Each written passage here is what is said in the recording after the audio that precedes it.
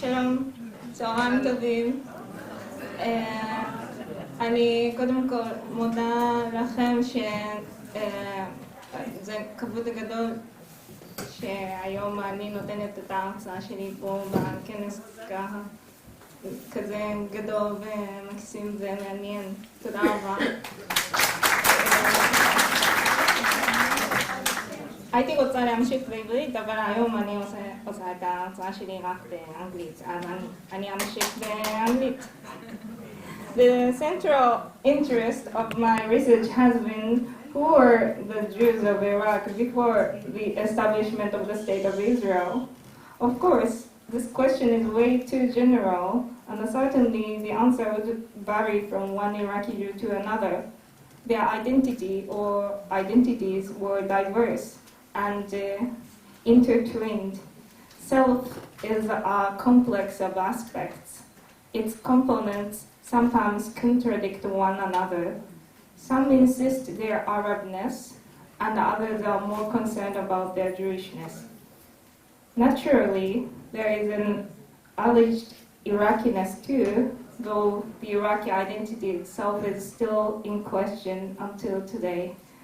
When we ask the question, who were the Jews of Iraq before the establishment of Israel, in this process of remembering and tracing, we cannot avoid impact of historiography, how we reconstruct the past, and according to the needs of the present, we actually reconstruct the past. It seems even more so when we look back on them while living under a certain socio-political influence. I would like to cite an example. Samir Nakash, a writer who was born in Baghdad in 1938, immigrated to Israel in the beginning of the 1950s, and since then kept writing only in Arabic until he passed away in Petah Tikva in 2004. He once stated in an interview, and I quote it, "I'm a Jewish Arab. Before in Iraq I was a Jewish Iraqi, and I'm a Jewish Iraqi here in Israel too." Of course, he does not represent the entire Iraqi Jewish community. I'd rather say his case was a phenomenal extreme case, and one should consider the social condition of Israeli society and his days in Ma'bara, which made him stubbornly define himself as Jewish Iraqi in the end. But still, his words suggest various questions. What is Jewish Arab or Arab Jew? What is Jewish Iraqi or Iraqi Jew? Or if such things ever existed, is this something he made up for filling his emotional void in Israel? There is another important implication in this Nakash statement. No matter what he defines himself, him being Jewish was a crystal clear reality. But then another question raises, what is being Jewish at all? Or more specifically, what was being Jewish in Iraq before the establishment of the State of Israel in the first half of the 20th century? My research basically attempts to shed light on the aspects of Jewishness and its representation during the 1920s. The two major central questions are, one, how the Jews of Iraq defined themselves subjectively, and two, how they were defined by the social conditions objectively.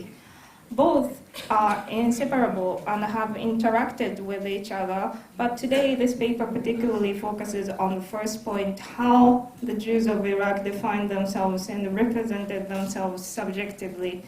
This paper specifically focuses on an Arabic Jewish weekly journal, or more accurately, a weekly magazine, Al-Misbah, which means Hamenorah in Hebrew or lamp light in English. It was edited and published by the Jews in Baghdad from 1924 to 1929 and identifies itself as a literary, scientific, and social weekly magazine. It has been published under the supervision of editorship of a Jewish lawyer, Salman Shina, and another young educated Jew, one of the leading Jewish intellectuals of this period, Anwar Shaul. Anwar Shaul has worked as an editor of Al-Misbah from the first issue of 10th April 1924 to the beginning of the 1925. Al-Misbah was issued on every Thursday until the middle of the 1926 and irregularly printed 15 more issues until 1929. Attempts have been made quantitatively and qualitatively by scholars of various fields to draw comprehensive pictures of the Jews of Iraq in the early 20th century. And several studies have discussed the role of Al-Misbah, how it worked in the Jewish community, and those several studies have drawn different conclusions. I'd like to cite two examples among them. The first example is seen in the studies of Dr. Nissim Kazaz. He put the emphasis on Al-Misbah as a nature, Al-Misbah's nature as an instrument of expression for the Jewish community against anti-Jewish atmosphere. Though he admits the Iraqi Arab patriotic nature of Al-Misbah, he concluded that this positive attitude towards integration was strategically initiated by the community's leadership, and he calls it as Iraqi orientation. Another example can be found in the studies of Professor Reuven Sunil. He describes the view shared by the Jewish intellectual of the 1920s as an Arab cultural vision. According to his analysis, particularly during Anwar Shaul's editorship, Al-Misbah had been a platform for this Arab cultural view, and it was supposed to be shared by both Jews and non-Jews of the entire Iraqi society. Now, those two examples symbolize the distinctive nature of Al-Misbah as a platform for the Jews, by the Jews, in the larger Iraqi context. The emergence of a modern journal for a particular community, in this case Jewish community, subsequently contributed to the creation of more diversified cultural life in Iraq. And in addition to that, these two examples and the way they narrate the historical background probably represent two significant and at the same time quite opposite perceptions of the Iraqi Jewish community and its history, which emerged after their immigration to Israel. When we see Al-Misbah as a tool of verbal self-defense, the Iraqi Jewish community appears to be like a detached political entity which had no organic relationship with the larger Iraqi society. On the other hand, when focusing on the cultural openness and their emphasis on Arabic language, the image of Iraqi Jewish community seems like quite prosperous one, which enjoyed the equality and success and spontaneously participated in the Iraqi social life. While going through a fundamental transformation under secularization and modernization, the Iraqi Jewish community's traditional attitude towards the surroundings, by that I mean the traditional attitude not to get involved in the politics, started to change as well. Again, I'm back to my question now. How Iraqi Jews define themselves, particularly those educated young Jewish intellectuals who are actively involved in Arabic literary sphere and specifically in the Al-Misbah. Their use of language, especially some particular words by which they indicate themselves, might suggest us an insight. The most frequently used words for the Jews themselves on the pages of Al-Misbah are Al-Taifa and Al-Israeliyun. Throughout the 6 years of publication, Al-Misbah had changed its orientation. When Anwar Shaul was an editor, only for the several months though, the magazine sustained more culturally open symbiotic nature, but after his leave, under Salman Shinn's editorship, Jewish Zionist tendency became noticeable. And with this shift, the perspective of the word community also changed its shape. In the first couple of years, there are more expressions implying its connection, the community's connection with other communities, but in the last years, this word is solely used in the context when the community is more concerned with their domestic interests. For example, on the very first issue of Al-Misbah, there is an article titled as Our First Word, Our Plan. It starts as follows. Oh, peace upon you, generous readers. Now, great number of motivation have urged us for the establishment of this magazine and called us upon participating in the field of journalism. And unexpectedly, we followed the inviting voice and responded to the calling voice with generosity and absolute conscience.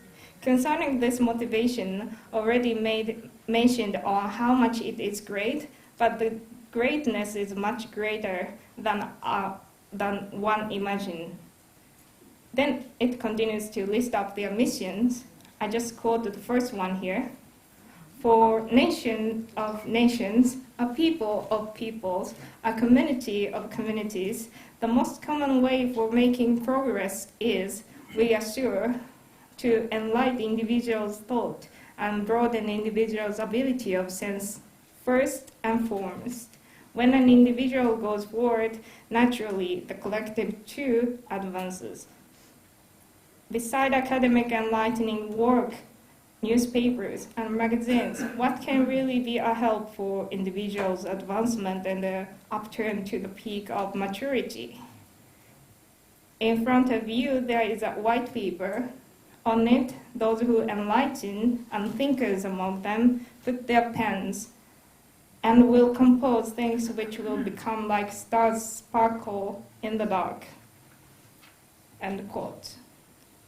In this section, the word the community at Taifa appears as one of the some more communities in the territory.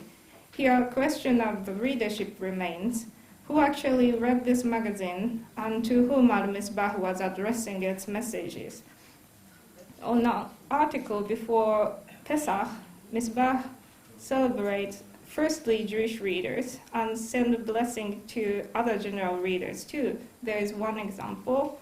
For the Pesach in 2 days, Al-Misbah declares sincere wishes and blessings from our heart, especially for the Jewish people and generally for their readers.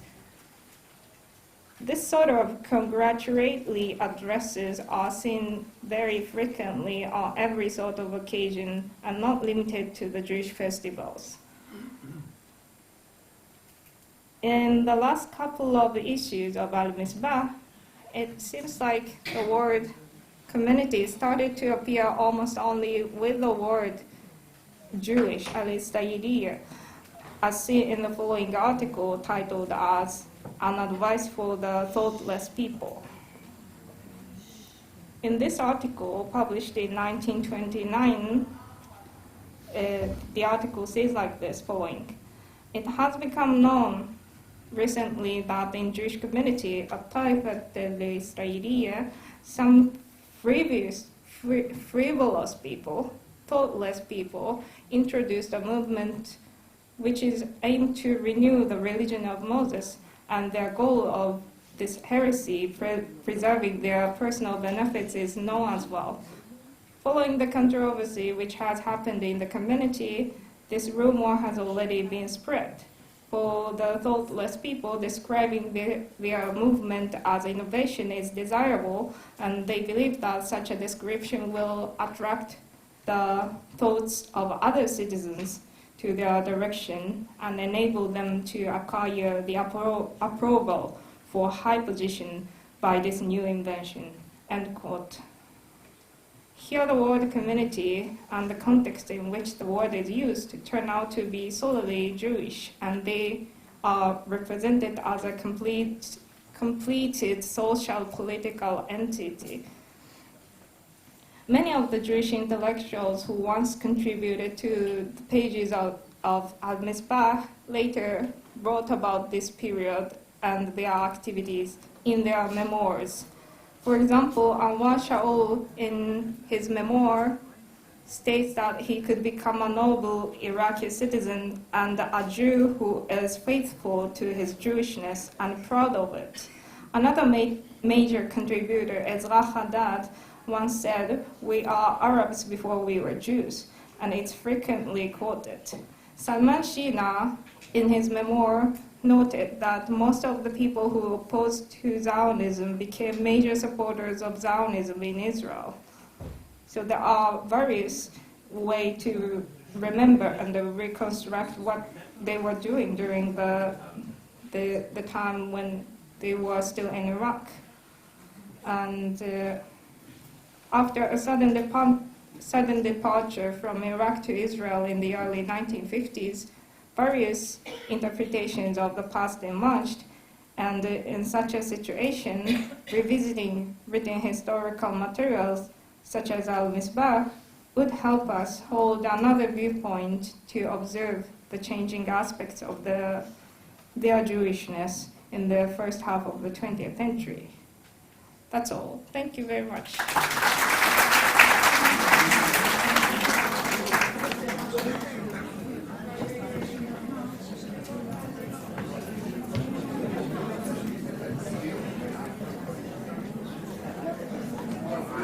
Yeah.